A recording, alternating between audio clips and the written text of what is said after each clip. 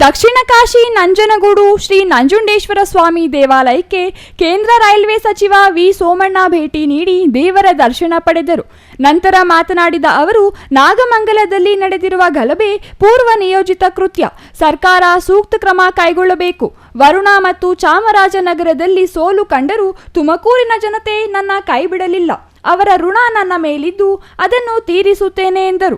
ನಂಜನಗೂಡಿನ ಆರ್ಪಿ ರಸ್ತೆಯಲ್ಲಿರುವ ರೈಲ್ವೆ ಗೇಟ್ನಿಂದ ನಂಜನಗೂಡಿನ ಸಾರ್ವಜನಿಕರಿಗೆ ಸಾಕಷ್ಟು ಅನಾನುಕೂಲವಾಗುತ್ತಿರುವ ಬಗ್ಗೆ ಪ್ರಶ್ನಿಸಿದಾಗ, ನಂಜನಗೂಡಿನ ಜನತೆ ಪತ್ರ ಬರೆದರೆ ಯಾತ್ರಾ ಸ್ಥಳವಾಗಿರುವ ಕಾರಣ ರೈಲ್ವೆ ಇಲಾಖೆಯಿಂದ ಬೇಕಾಗಿರುವ ಎಲ್ಲಾ ಸೌಲಭ್ಯಗಳನ್ನು ತಕ್ಷಣದಲ್ಲಿ ಒದಗಿಸಿಕೊಡುವುದಾಗಿ ಅವರು ಭರವಸೆ ನೀಡಿದರು.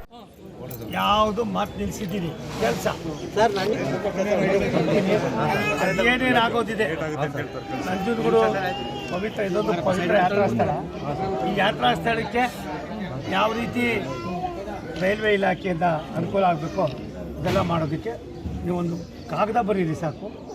ಇಲ್ಲಿ ನಮ್ಮ ಸ್ನೇಹಿತರಾದ ಧ್ರುವನಾರಾಯಣ ಮಗ ಇಲ್ಲಿ ಎಮ್ ಎಲ್ ಎ ಅಂತ ಕಾಣಿಸ್ತೀವಿ, ಅವನು ಹೊಸದಾಗಿ ಆಗೋದು ಪಾಪ. ಹಾಗಾಗಿ ಒಂದು ಇದು ಮಾಡಿ ಅದೇನೇನು ತಿಳಿಸಿ ಮಾಡಿಸ್ತೀವಿ.